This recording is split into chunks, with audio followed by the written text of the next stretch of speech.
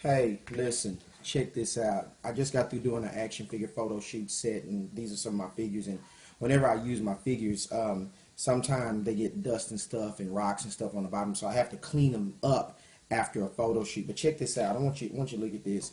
This is one of my X-Men figures, Beast, and this is not the first Beast figure that came out, but it was kind of like an offset Beast, and I never really used him before. And all this time I've had him, and he's been tucked away, put away, unseen by all the other figures, and I've never used him until here recently.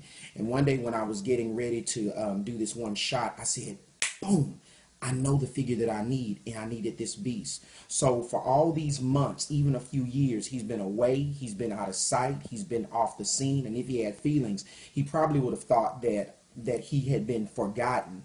But no, he hadn't been forgotten. I knew exactly where he was. I just needed to bring him out the moment that I needed him. See, he couldn't choose when he was going to be used. Only I could choose that because I'm the one that bought him.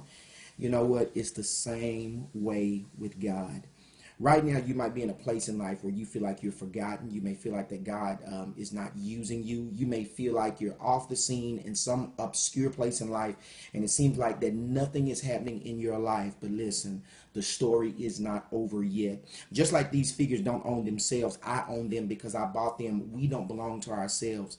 The Bible says that when Christ died for us and he paid for our salvation with his own blood, the Bible says that we are bought with a price. We are not our own. And because we're not our own, God sets the agenda of our life. And sometimes God has us on the shelf, and it's not that he hasn't forgotten about us, and it's not that we aren't important to him. He's just waiting for the right place, the right time, and the right setting to bring you in, to use all of the things that he's put in you for his glory at the best time. The Bible says that our times are in his hand. So what I want you to remember is, just like this action figure Beast, one day God is going to, he doesn't have to find you because he knows where you are. God's going to call you from where you are, from the back to the front, to use you for his glory, right where he wants you to be. But in the meantime, stay on the shelf.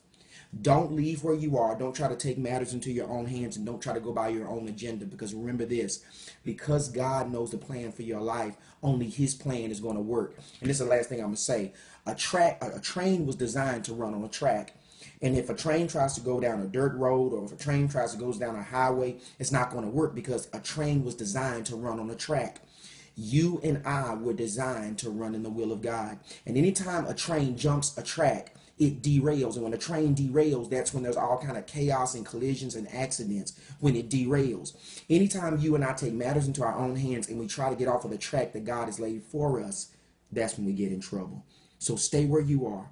Know that God hasn't forgotten you, and in due time, he'll pull you forth and use you for his glory. Talk to you later.